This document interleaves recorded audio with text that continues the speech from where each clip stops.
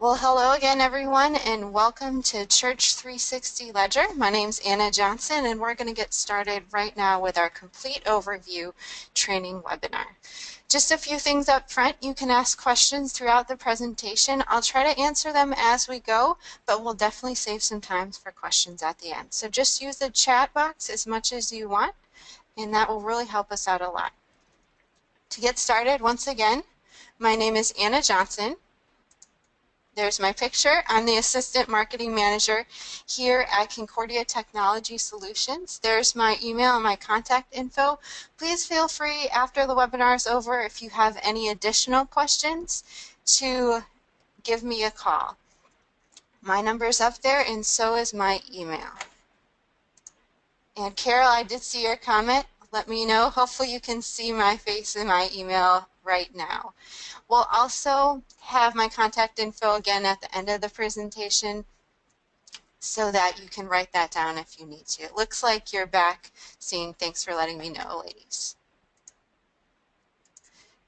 Just want to be upfront with you guys. Concordia Technology Solutions, we are a church administration division of Concordia Publishing House. So for those of you who may not know, Concordia Publishing House is the publisher for the Lutheran Church Missouri Synod, and we're a department within Concordia Publishing House. Concordia Publishing House has been around for a long time. We really like this picture. This is a picture of us at the 1904 World's Fair, and as you can imagine, things were very different then, especially with computer technology, not something that was well and useful as today. It's really infiltrated everything we do. We've been around developing software for churches since 1984. Here's a picture of our innovation center here at CPH, where we collaborate and work together to make the best possible products for all of you. As I was saying earlier, here's just a quick outline of what we'll be doing today. We'll have 60 minutes or so for the presentation, and then 30 minutes for questions at the end. You can always ask questions in the chat throughout the presentation as you think of them, but just so you know, I might not get around to answering them until we're all done. That's ask questions throughout, and our recording should be shared after the webinar, and we'll send out an email so you guys can all have a copy of that. You'll be able to share that and email that with other people at your congregation who might be interested in Church360 Ledger.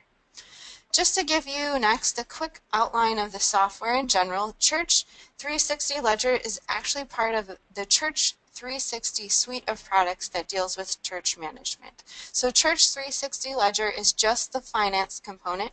We also have Church360 Members, which is our church management system for your members, and Church360 Unite, which is our website builder. So those three products together really form the complete suite. So some of you might have some mix of those products, some of you might have our other product, Shepherd staff working with Unite, and just want to learn more about Ledger. One final thing, the goal of our presentation today is not a sales pitch. It's really just to educate you about Church360 Ledger so that you can discern whether or not this software is best going to meet the needs of your congregation. Church360 Ledger was really developed with three keen insights in mind. We wanted it to be intuitive for those of you who might have come from an accounting background, or maybe you don't come from an accounting background.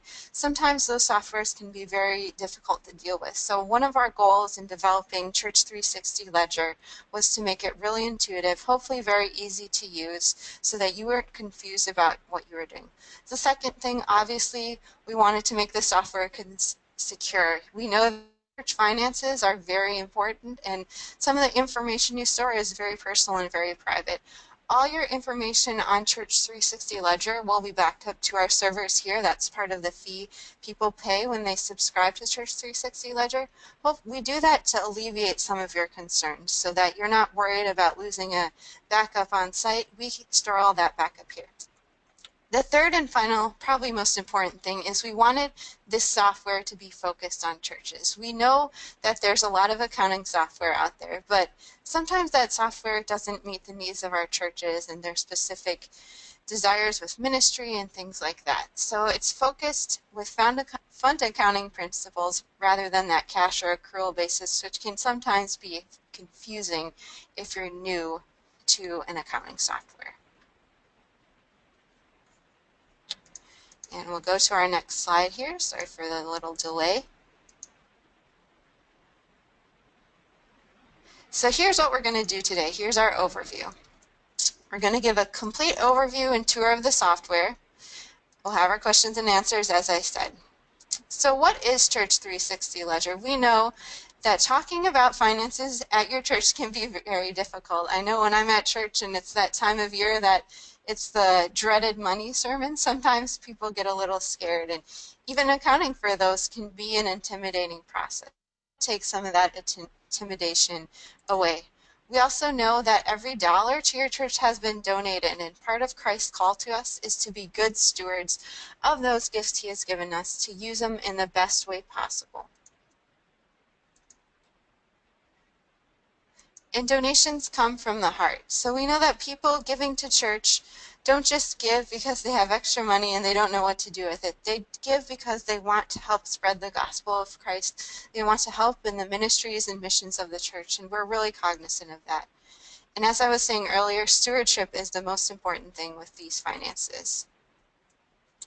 Along with good stewardship comes good accountability. We don't want people to be embezzling or doing strange things with the church's money. I know that's a hard thing for a lot of us to think about, but there have been many cases where people took advantage of churches knowing that they might be more trusting. So our software is designed to be accountable for everyone involved. And what does that look like? Well, for us at Church360 Ledger, we want to do two things. We want to prevent people who have bad intentions from doing wrong, and as you'll see later, we track that mainly through an audit and event log that keeps track of all the users and all the transactions in Church360 Ledger. The other side of that, and probably the more positive side, is we want to prevent those of you who really have a servant's heart, who want to help the church, from making mistakes. Finances can be very difficult to manage, and we all make mistakes in all areas of our life all the time. So we wanted Ledger to be able to easily track and be able to correct those mistakes. So you won't be using the software feeling like you've made something that can't be undone or can't change. Move on to our next slide here. So how do you do this in a congregation is the big question that I think many of you will be thinking about today. Usually congregations have a couple setups, and hopefully you guys fall into one of these categories. We have volunteer ministry treasurers, people who are elected to the church board for a term or for a very long time. We also have people who work at the church as paid finance coordinators. We have the elected church treasurer, and people elected to the finance board. So we wanted our software to serve all these different people in all these different roles at church. And as I was saying earlier, the software was designed to increase accountability, to be transparent, so that your congregation members can be sure that every dollar given is being used wisely and accounted for well. We already talked about how we can prevent mistakes and fix those mistakes. So when we were designing the software, we focused on two key personas, two key types of people that might be using this software. The first one is represented by this gentleman here, our church treasurer. And we saw him as someone who's an experienced accountant who oversees all aspects of the church books and maybe even the preschool books if you're in that situation. Someone who cares immensely about the details and relies on that audit trail and tracking to see what was going on. On the other hand, we realized that not everybody who volunteers at a church has accounting experience or treasurer experience, and we wanted to make the software usable for people like this. We wanted to make it usable for those willing volunteers who might be really great at balancing their checkbooks at home, who want to be able to enter transactions, who care about the ministry, spreading the word and the mission, and who really don't want to make mistakes, as we've been pointing all along. So these were the two people we tried to design our software to use. We wanted it to be easy enough for that inexperienced person who might know how to balance their own finances but doesn't have experience with finances at church. And we also wanted it to be usable for those who know what they're looking for, who want to enter information efficiently and quickly. So for the rest of today, we're going to show you through Church360 Ledger through a real life example for the software. It would be easy just go through the software and not really associate it with anything. So today what we're going to do, we're going to show you the software through the frame of Vacation Bible School accounting. We know that there's a lot of expenses and donations associated with Vacation Bible School, and since we're coming up on summer here, we thought this would be a good way to show you all the features of our software. Again, even though we're just talking about one real-life example, hopefully this example will be able to translate into any area of the software that you would like to use. And at the end of the day, we hope we've answered this question for you. How can I use Church360 Ledger to support my ministry? And that's a good thing we'll circle back to at the end of our presentation. If you still aren't sure at the end of the presentation how to answer that question, let us know. Give us suggestions. We're always willing to hear those things. So as we walk through the software, through the frame of Vacation Bible School, we're going to explore these areas. We're going to explore the fact that VBS has donations through multiple income streams. You might have offering donations given specifically for VBS. You might have an individual donor who wants to give through VBS, or you might have money from your general fund that is allocated towards VBS. So we'll explore in the software how all these things take place. We also know that VBS expenses go to multiple expense accounts. You might have some money designated for crafts, some for shirts, some for supplies, and some for curriculum. So we want to show you how all that would work with our chart of accounts. We know that too you have a specific budget that you need to follow, so I'll show you the budgeting feature that's built into Church360 Ledger. Next, we know that there are different people at your church who need to access the financial information for any ministry. So for VBS, you might want the VBS director just to see the totals. You might want the treasurer to be able to enter and edit transactions. And you might want the children's ministry director to have just a broad overview of what's going on with the financials of VBS this year. We'll show you how to set up those roles and users in Church360 Ledger. Last, finally, we know that anything we do with money always requires some aspect of reporting. So we'll show you the reporting features built into Church360 Ledger and how you can use them. So now that we've given you for the walkthrough, hopefully that didn't take too long, we're actually going to get started in the software. So I'm going to pause my screen, switch over to the software, and then we'll get going with that. We're going to give a quick overview. I'm going to sign in right here.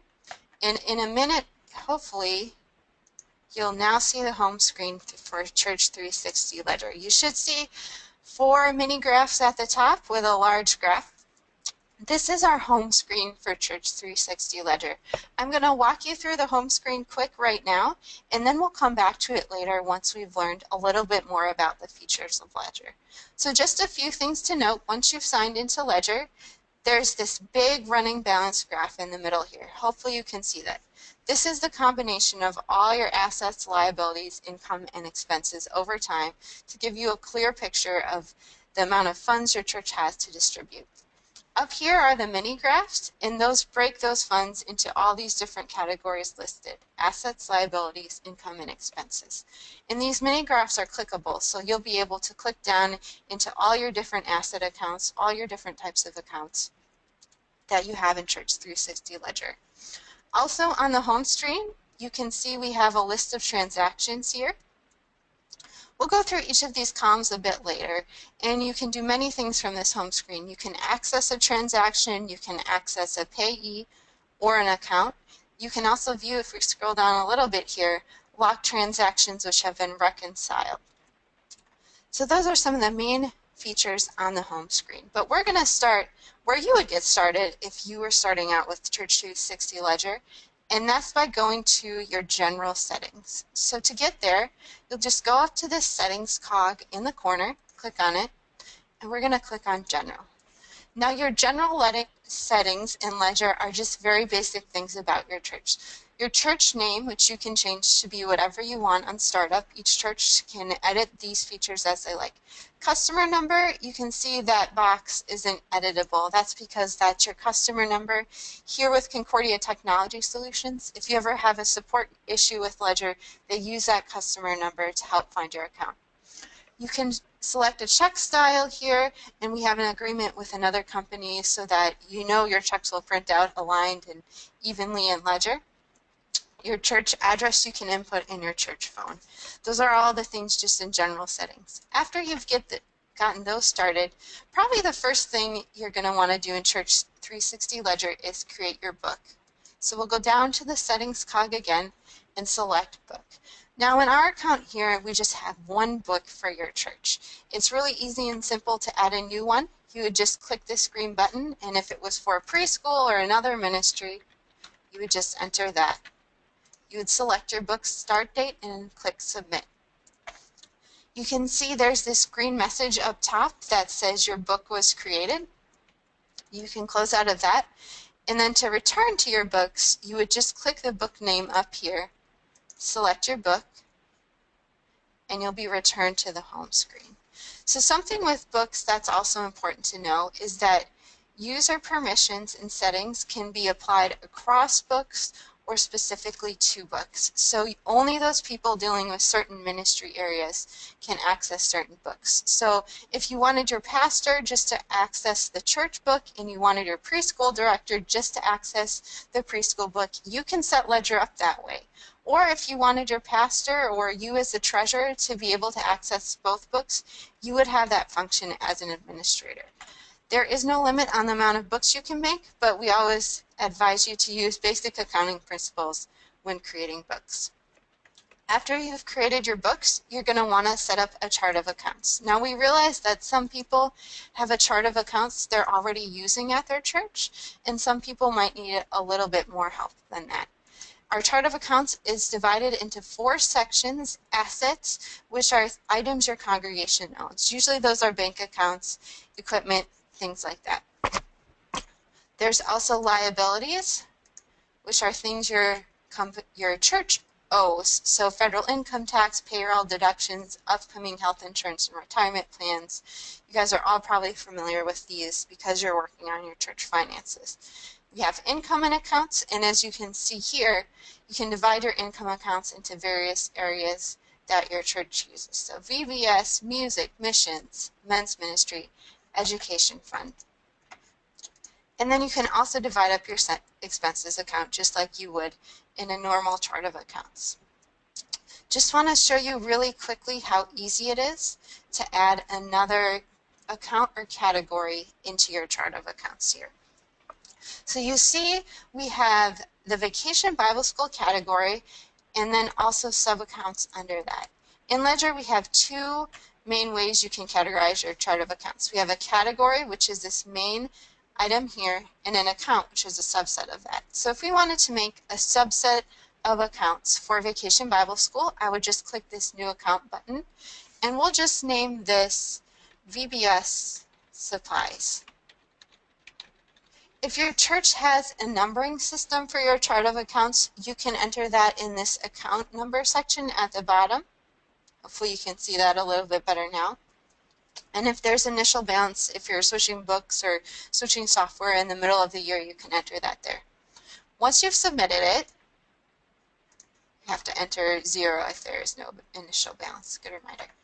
You can see right now this is not categorized under Vacation Bible School. We wanted to make it easy to organize your chart of accounts on setup, so all you're going to need to do is click on the name and drag it to the appropriate place. You can see right now it's not indented, so we'll just move it in a little bit and you can organize your chart of accounts that way. Once you have your entire chart set up just the way you like it, you can click Save Changes. You'll have a confirmation box that lets you know how many accounts or categories you created. You can click Discard if you thought you created something in error, but today we're going to confirm since we know we want to add that VBS Supplies category. You'll see you receive a message up at the top to let you know your chart of accounts was updated. When you receive that message, it's also letting you know that whatever you just did is saved in Ledger. You don't have to hit an additional save button.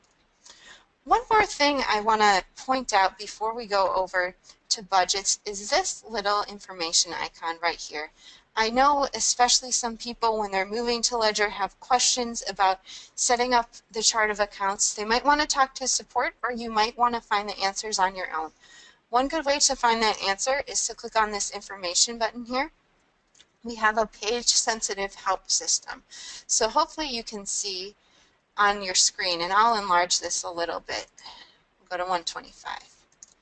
You can see that each page has suggested articles. So since we're on the accounts page, the questions are, how do I add my account? How do I create a new category? How do I create a restricted fund? We know that not everybody uses restricted funds, but we do have a help article on that. If you search the help articles and still cannot find anything, you can always send us a message. This is not a live chat, but the message you send immediately goes to our support team. They'll know your church information and your name, and they will respond to you as quickly as possible to help you with any feature of Church360 Ledger. So just wanted to make you aware of that nice add-on that you can access really anywhere in Church360 Ledger. We're going to move on to budgets now, since we have our chart of accounts set up, and we really want to show you how budget works. So to set your budget, you would go to the settings cog and select budgets. And this screen does take a little while to load, and I know that can be difficult. We're in a milestone right now with our development team where we're reorganizing this budgets view just a little. We'll make it easier to see your entire budget for the year at once. You can see right now you just see 6 months. In that milestone, we'll also have the ability to expand your budgets out full screen to divide your entire budget by a year, so you're not having to enter in the amounts for each month. There's also a nice feature here in budgets, and really on almost any screen you can export any of these charts to Excel. So if you want to do something with your chart of accounts, if you want to share it with other people at your congregation who don't have access to Ledger, you can always export and print any of these areas to be able to share. You can select your budget year, so you can change to last year's budget or last year's actual. For our example today with VBS, we're just going to stick on this year. One important thing to point out is that when we were setting up the chart of accounts, we had two main ways we could set something up. We had categories, which were those big areas, and we had accounts. And an even larger subset of that was our income, expenses, liabilities, and assets. So you can see income, expenses, liabilities, and assets are in these green boxes up at the top of each category here. And the totals listed here are the totals of all the items under it. So the total for your income budget for January, things like that.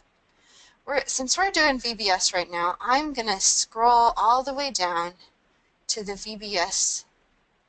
I think we'll be on the VBS expense account. I just want to show you really quickly how simple it is to enter in a budget. You can see we have a budget for VBS, and if we scroll back up here, we'll see that's for April. We have a budget for each month of the year. Now, for VBS supplies, maybe your church spends a little each month on VBS. To set the budget, you would just type in the number for each month. You can use keyboard shortcuts like Tab to move over. You can also use your arrow keys.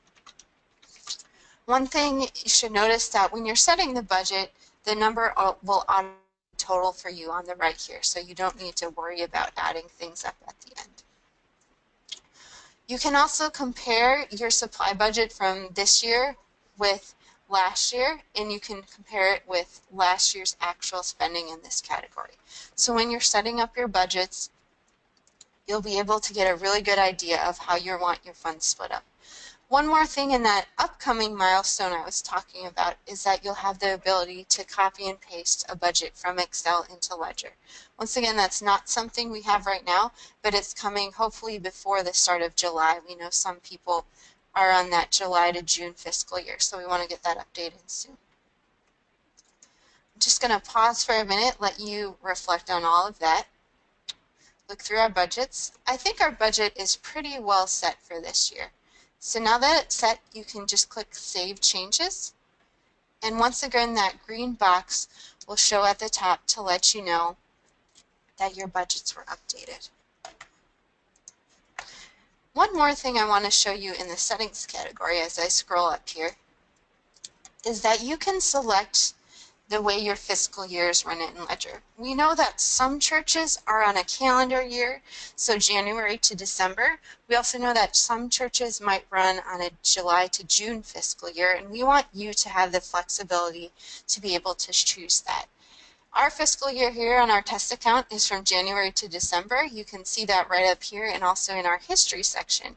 If you would want to change that for the next fiscal year, say you wanted the next fiscal year to start in July, you could just select this from the drop-down box, click Save, and it would say your new fiscal year has been created. So in July, Ledger will let us start a new fiscal year. The fiscal year, again, determines the way your budgets are set up and everything like that. A few other things and settings we want to go through before I actually show you how you can start creating and entering transactions. We have a couple special types of transactions that you're able to do. We know that many churches use paychecks for their accounting and payroll software, and we have an agreement with them where you can import your paychecks file through imported transactions. So if your church uses paychecks for their payroll, you can still have access to that information right here.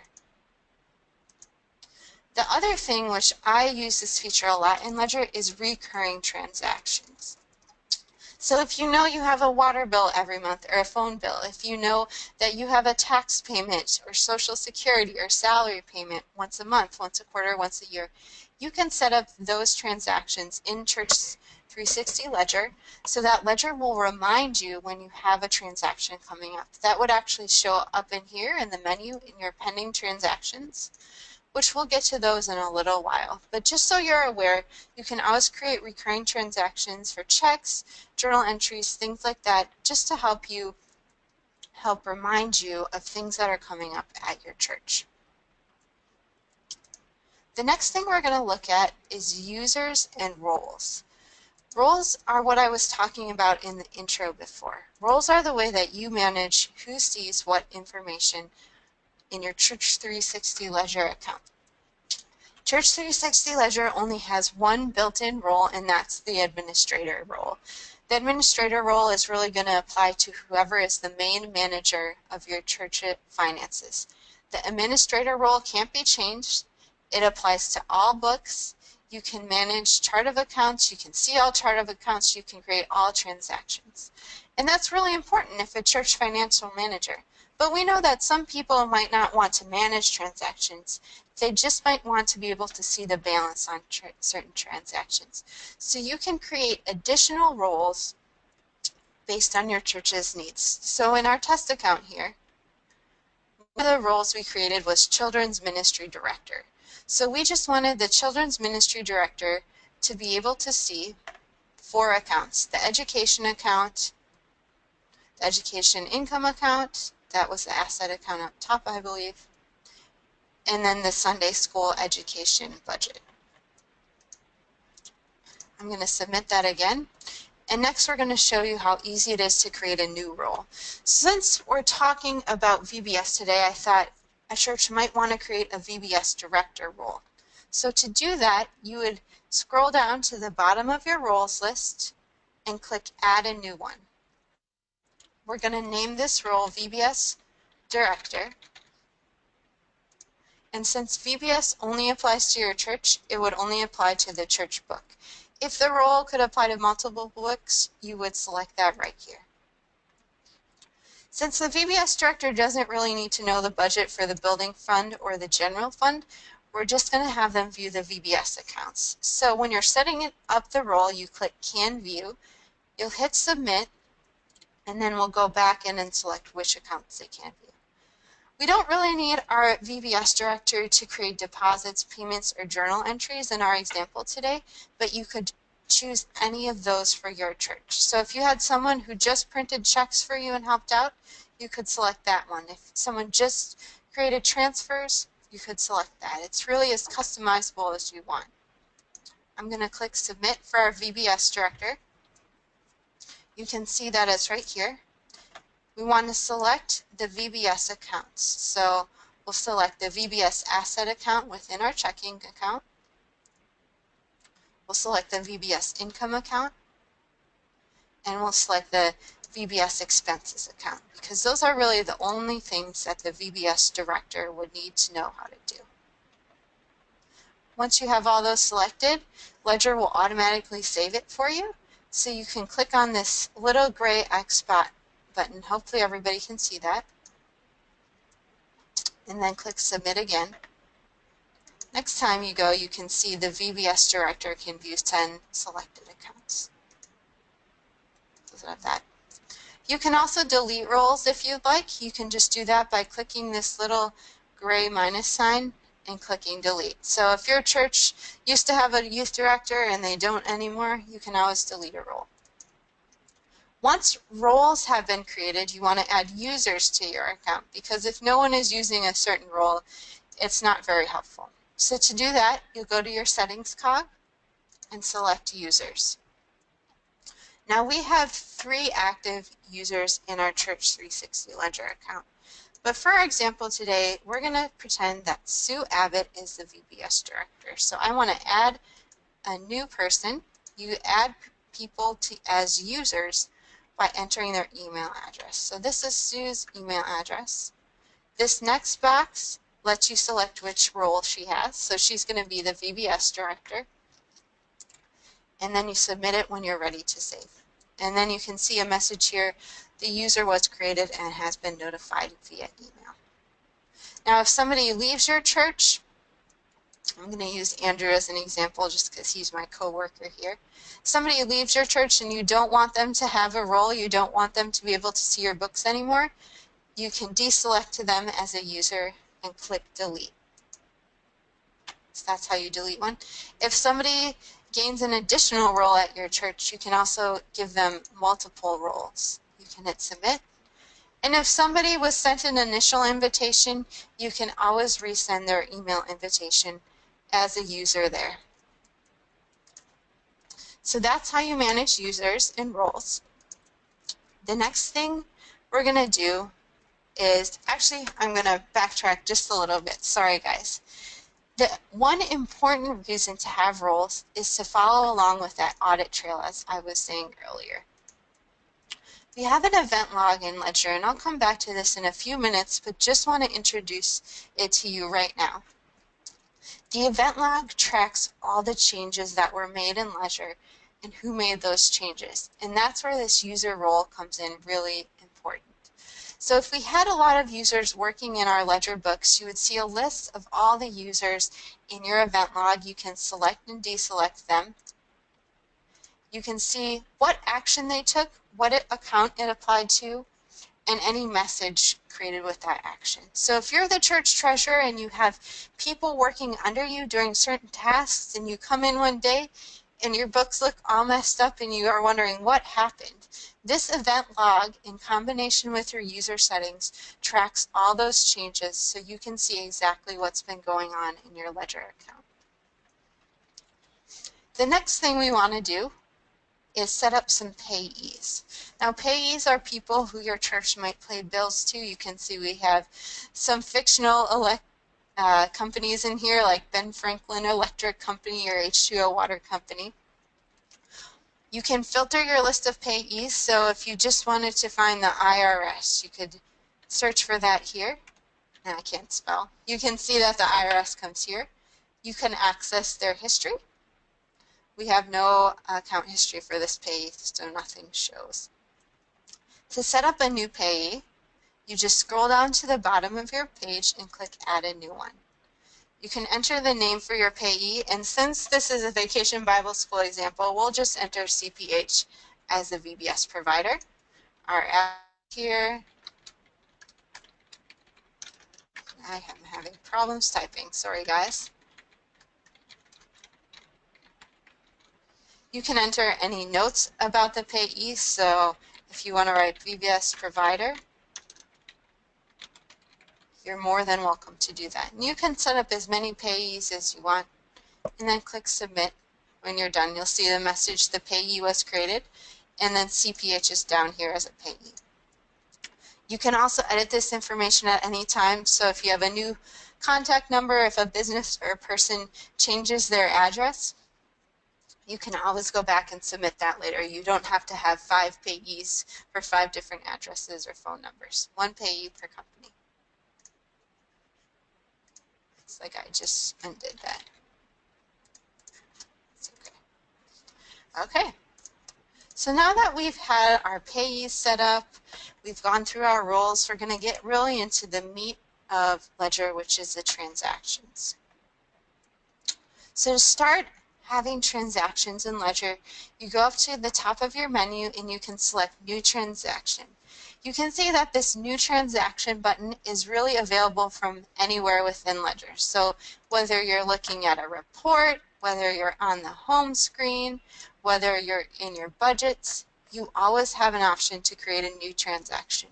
And that's part of the ease of use that we were talking about at the beginning of the presentation. We don't want you guessing where to go next. We always want you to be able to know where to take the next step. Now there's 5 different transaction types in Ledger, and I'm going to walk you through each one of those. You always have the ability to create new transactions, copy transactions, create recurring transactions, and import transactions. And hopefully I'll show you through all of those things in the next 20 minutes or so. If I forget to do one of those things, just let me know and we'll go back to do it later. So the first thing we're going to go through is a transfer. So you can transfer from asset, expense, income, or liability accounts. In our transfer for today, we're going to pretend we're transferring money to VBS from our general fund. So we're going to do VBS transfer. So in this example, we're transferring it from our checking account to the VBS account.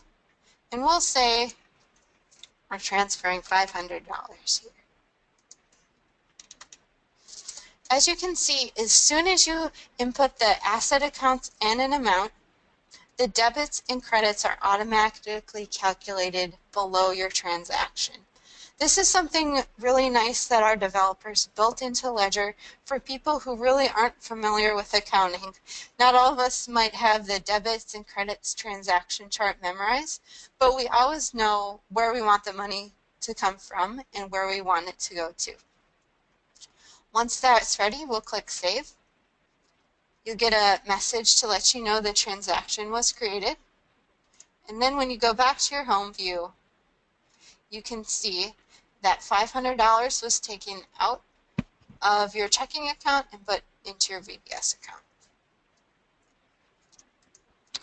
The next type of transaction you can make is a deposit. And this is, I like to think of it just as if you were going to the bank and you had a deposit. I always think my grandma sends me money for my birthday and I have to fill out that deposit slip. Our developers wanted to make it like that experience, except on a computer. So we're going to say that somebody donated money and we're filling out this deposit slip. So we'll just name this VBS donation. You can select the date of your deposit, your payee, which is optional. We're depositing into our asset account, and for income account, we'll want to pick Vacation Bible School. Now, if you made a typo or something and your transactions didn't match on each side, you can see that you'll get a little message here. If I try and save this transaction, you'll get an error message saying the line items must offset, that debits and credits must offset. And again, that's another feature just to help you stay accountable, to make sure that you know if you've made a typo or anything like that. So I'm just going to delete that extra 0 and click Save. Now if we had a recurring donation or something in that category, you would click the Make Recurring button. For recurring transactions, you can select how often it recurs, so every other week, every other month, every year, on what day it recurs, and then you would click Save. Recurring transaction was created. Then the next time that transaction is set to occur, it'll appear up here in your pending transactions option. Now we do have one pending transaction, and I just want to go through this really quickly for those of you who might be Church360 members customers. If you're a members customer and you enter your offerings in Church360 members as a batch, those batches come over into Church360 Ledger and you can deposit them. They appear in this pending transaction screen, like I said. You can click on the transaction name, and the start of a deposit slip is going to be started for you. So this is VBS money from offerings. And it's coming from our checking account into VBS. We would click Save. And it's just that easy to transfer your offering information from members to Ledger. And you can see now your pending transactions will say 0. The next type of transaction we want to go through is a payment.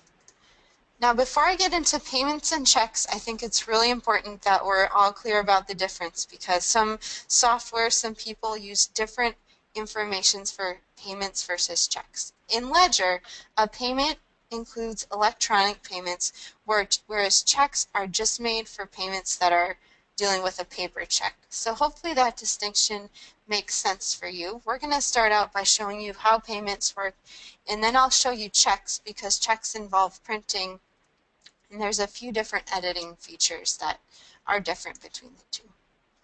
So if we're going to go back to our VBS payment to Concordia Publishing House, as I set up that payee earlier, you're going to need to record that somewhere. So say you had a payment for VBS curriculum. Hopefully I spelled that right. You would select your payee, in this case CPH, and we want that to come from the VBS asset account. And we'll say our curriculum was $200, and we want it to be attributed to, I have a lot of VBS account in here, our VBS teaching materials account. So to record that payment again, you would just click Save. Transaction was created, and you can see it appears down here in your main transactions view. For checks, the process is very similar. We wanted to make the entry screen very similar across all of these different types of payments, of sources of income. You'll notice one thing different about the check entry screen is that there's a preview of your check here, and I find this really helpful because I'm used to writing checks, but I'm not always used to using accounting software. We wanted to make the software reflect your real life as closely as possible. So this check we're going to pretend is for VBS snacks. Our payee is going to be our grocery store, and you can see the payees list auto-populates into your check based on that payee list in the settings we had earlier. This, again, is going to come from the VBS portion of our checking account. We'll say that we spent $131.75 on snacks. And then it's going to be deducted from our VBS snack account. You can always preview your check right here, and then your debits and credits automatically calculate in the bottom, just like our other transactions. I'm going to save this check, and you'll get a bit of a different message here up top. It says check was added to your print queue. In Ledger, we have a print queue to let you know which checks have been created and not printed yet. You can also see that in your main screen here. I'll zoom in just for a minute, hopefully you can see. There's this little check icon, and it says unprinted. That's supposed to be a reminder for you to print your check after it's been created and recorded in Ledger. Let me just zoom back out here. Any pending checks that are ready to be printed, you can select from this check print icon up at the top. You can see there's a little 1 right next to there. And this is your print queue. So when you're entering checks, you might not want to enter one check, print one check, enter and print over and over again. You might want to just enter all your checks and print all at once. You can do that in Ledger. So when you're ready, you'll just select the checks that want to be printed, and you have 2 options from here. You can either print, and that'll print just as regular, or you can mark as printed. So if you don't want to print directly from Ledger, but you still want to record those transactions in Ledger, you can just mark them as printed, which is what we're going to do today since I don't have a printer nearby. When you select Mark Checks as Printed, it's going to be removed from the print queue. That means you're not going to continue to get a reminder to print it yet. You have a confirmation message, just click Confirm, and you'll see that check will be removed from your print queue. And when we go back to the main screen, you can see that that print icon is no longer available. One more thing to be aware of with checks, you cannot go back and edit checks once they've been printed, and that's just for accountability purposes. Once a check is written and sent, you can't unwrite it or unsend it. However, we do have the option to make journal entries, which for people who are more skilled accountants, that's something you are very well acquainted with and do often. And the process for making journal entries is the same as all these other transaction types. You would just click New Transaction, Journal Entry. You would write in your amount, fill in your debits and credits. Now, for those of you who might not know much about journal entries or might be lenient to try making journal entries, that's okay. We have a built-in feature in Ledger that lets you edit your transactions and create a journal entry at the same time. So we're going to pretend that I made a typo on my payments to VBS. And if you remember from what I was saying earlier, payments are electronic payments that you record in Ledger. So say I put the payment as $200, but I forgot to account for shipping when I wrote that down. That's okay. I can just go in there, say it was $4.95 for shipping. I can edit my transaction and then click Save. You can see this text up here lets you know that you're editing your payment. You're not creating a new payment. And when you're ready, you can click Save. Then you'll receive this message up here that says a new transaction was created for this correction.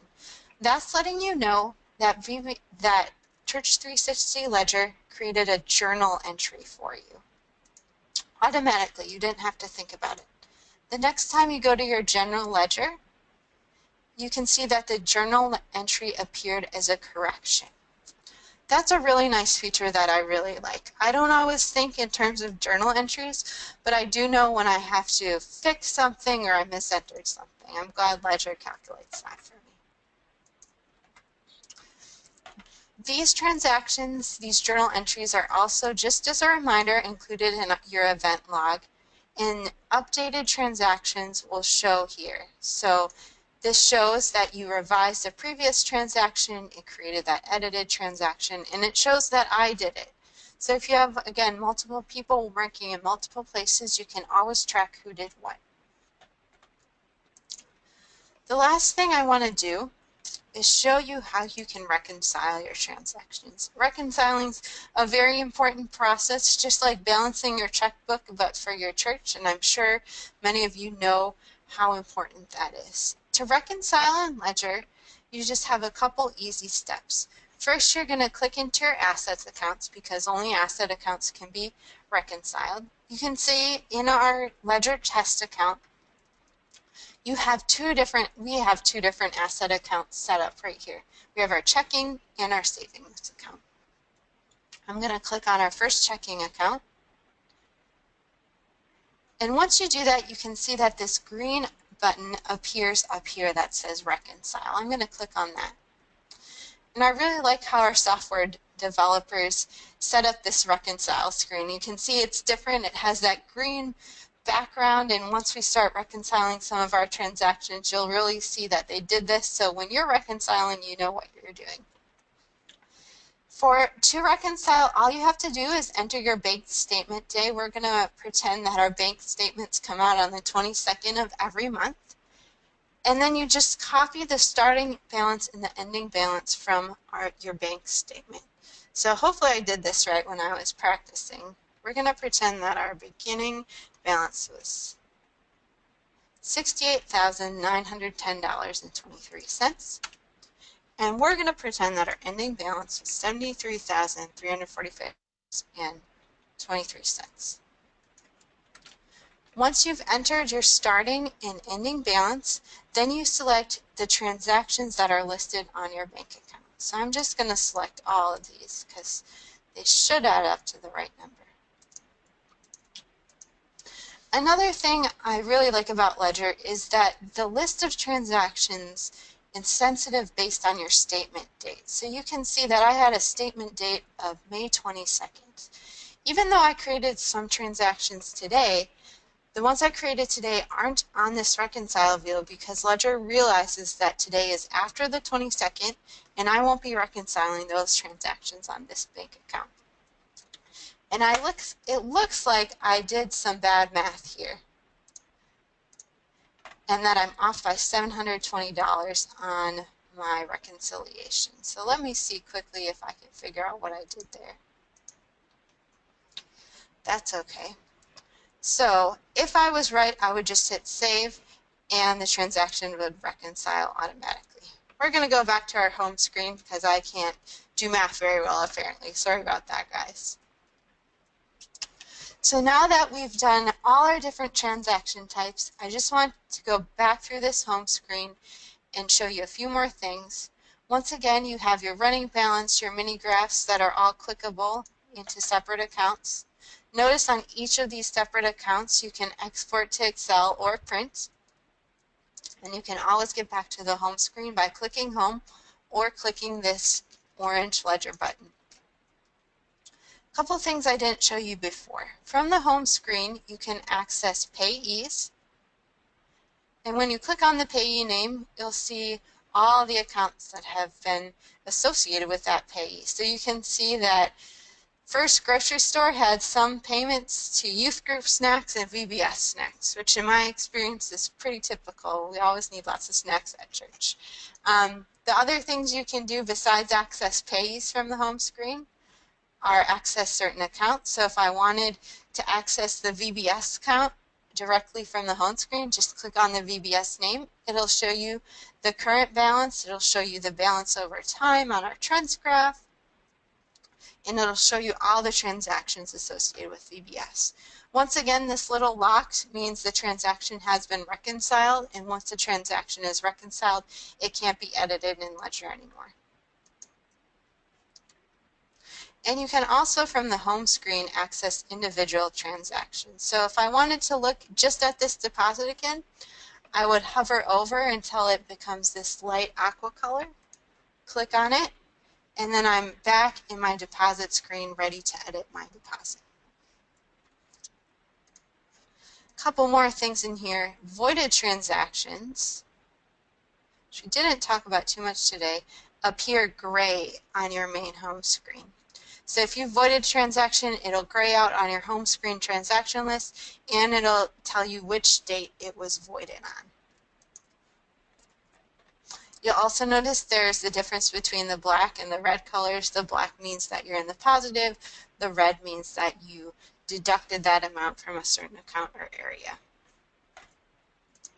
The last thing I want to go to in the last 5 minutes here are the reports in Ledger. We have 4 main reports in Church360 Ledger. We have the general ledger, income and expense, chart of accounts, and balance sheet. And when we are creating with these, we have checked with auditors and other people who are more in the know with finance. We've really tried to get these right, and we're also trying to improve them constantly to make them more customizable and more reliable. So we're just going to look at these really quickly and then start getting your transactions listed. Carol, I see your question about voiding a transaction. We'll get to that in just a minute. Great question. We're going to go back to the general ledger now, though. You just click on this reports tab and go to general ledger. You can see the date, the type, payee, check number, account, all these different options. For type, you can filter by type. So if you just wanted to look at your payments in the general ledger, you could click that. Go back to all right now. If you just wanted to see payments you made to Fast Internet Company, it's our fake internet company here, you could see that. If you want to see all your payees, but group by payee in the general ledger, you can click this group by payee button. And you'll see these are all with no payees, but if we scroll down long enough, you'll see that the payees are grouped down here. So that's a good thing to do, especially if you're exporting to Excel and you want your transactions grouped. That's really nice. You just ungroup them to go back to your normal view.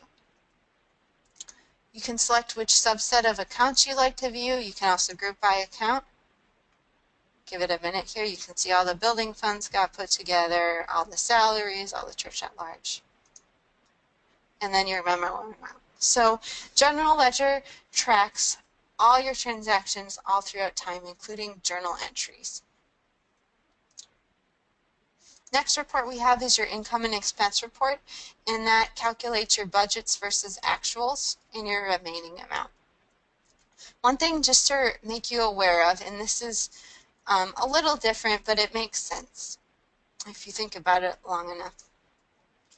So if you have an actual amount over your budgeted amount, this amount will appear red over here on the side.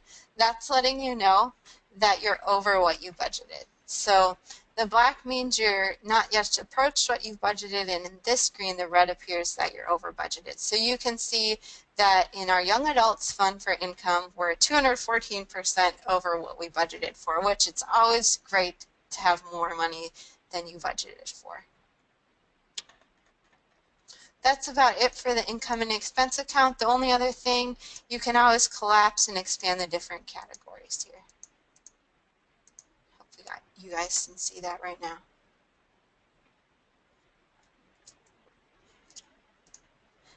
And Kelly, I saw that you left, but I'll definitely send you a link about Church360 members.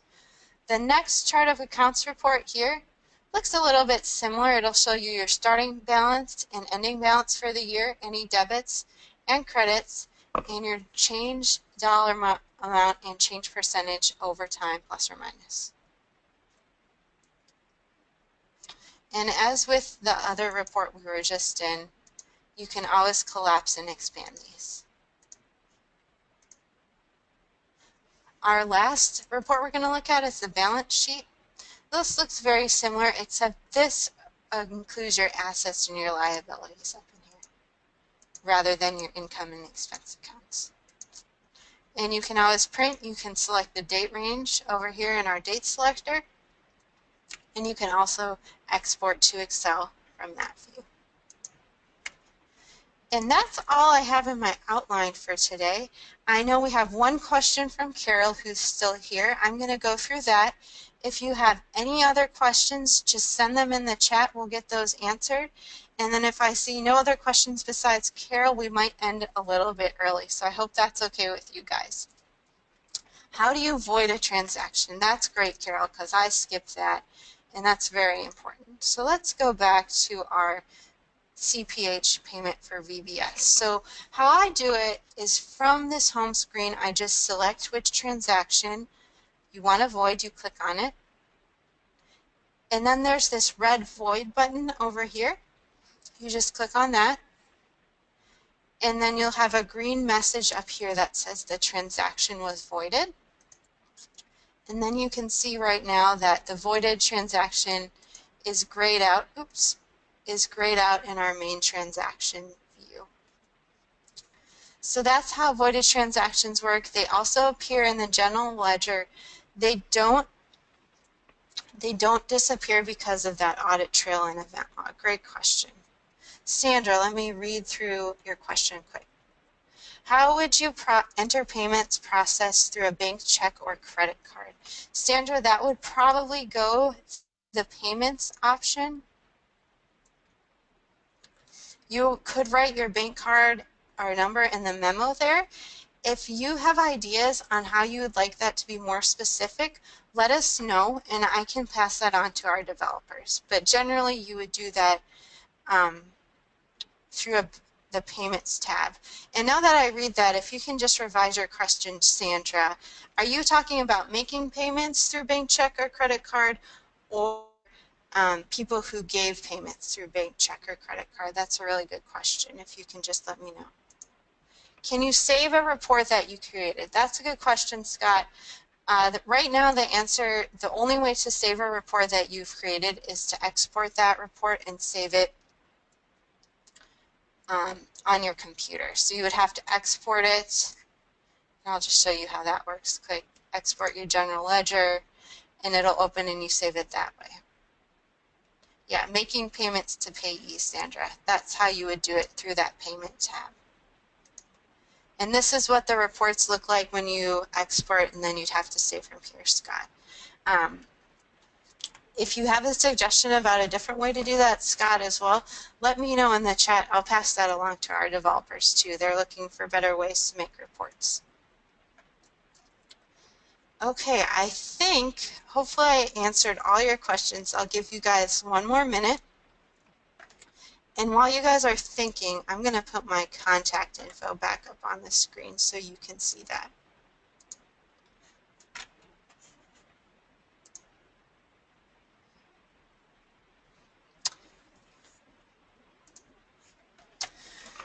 Okay, hopefully you guys can see my screen again. I've closed out of Ledger and we're back on our PowerPoint. Just a few other housekeeping items to share with you. We'd encourage you, if you haven't done so already, to start your free 37-day trial at Church360Ledger.com. You just go to that website, you can sign up for free, and it's 37 days because we know with Ledger sometimes you need to wait until that final bank statement to get your reconciliation through. So we give you a little bit longer on that one. It'll just ask your name and your church number on a form. The next thing I want to show you, and Sandra, I'm going to show you your question in a minute too. Here's my contact information again, anna.johnson@cph.org. My phone number is 314-268-1321. I also put our software sales number up there.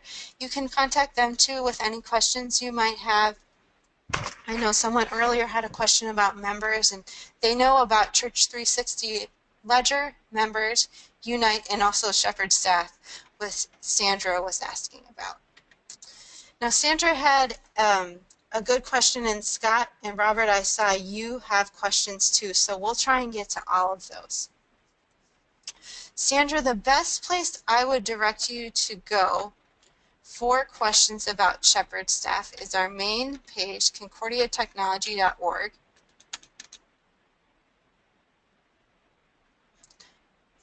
And you can see there's a comparison here with members and Shepherd staff. We have some more information there.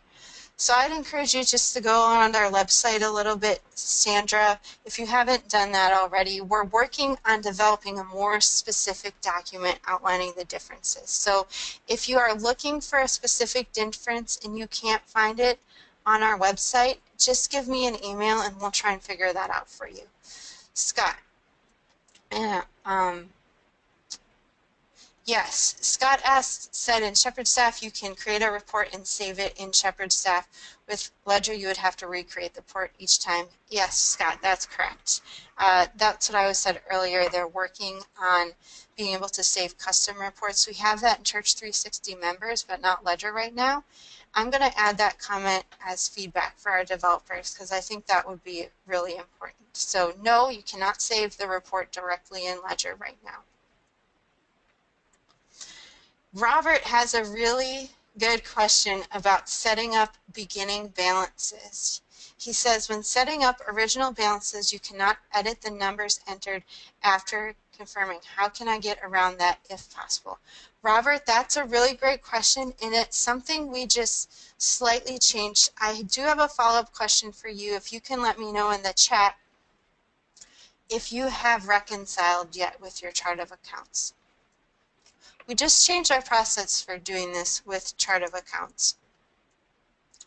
So it used to be that as soon as you confirmed your initial chart of accounts and you hit save, you couldn't go back and edit those beginning balances anymore.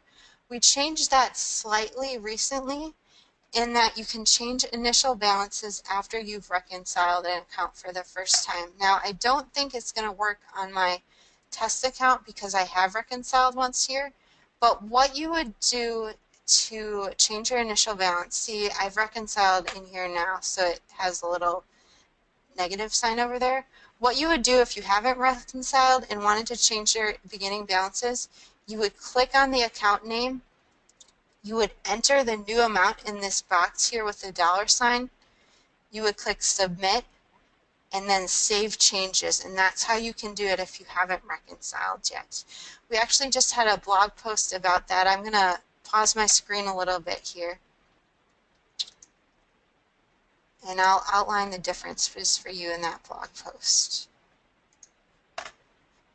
If you want to learn more about that, Robert or anybody, here's the article we wrote outlining how to do that process, and I can send that to you in an email later, and that way you can follow up with any questions you might have about the beginning balances. That's a great question. Okay, I'm going to put up my contact information here in just a minute again, just so that those of you who have any final questions can get in touch with me. And now's a great time. If there's anything I didn't answer or anything you need clarification on, just let me know. I'm just working to get my screen set up here so you can see all that.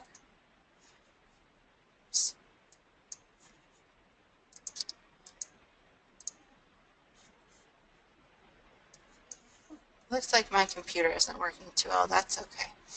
Well, I'd encourage you, since it looks like we have no more questions right now. Oh, one more question from Sandra. If I set up a trial account, can I import my current Shepherd staff database? That's a good question, Sandra. I believe there is an import feature, but let me check right now. We're going to check in that book we just created.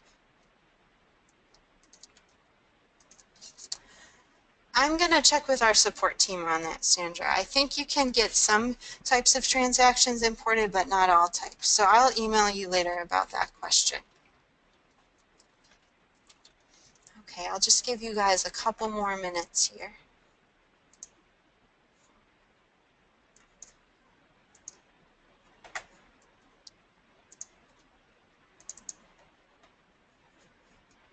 Okay.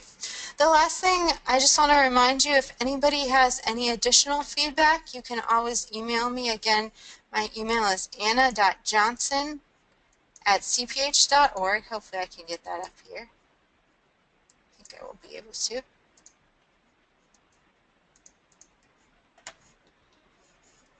And we'll go to our last slide, our next slide. Scott, I will also email you about that input question. Those are all really great questions. So I'll save all these comments. By the time we're done, I'll email each of you that I said I would email. And here's my contact email. If you don't hear from me by the end of the day, you can always email me again.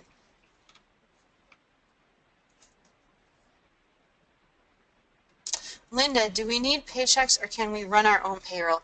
You can do your own payroll directly in Ledger. Just Paychecks is the only program that we officially interface with. So if you did it on another program, you'd have to manually enter it again.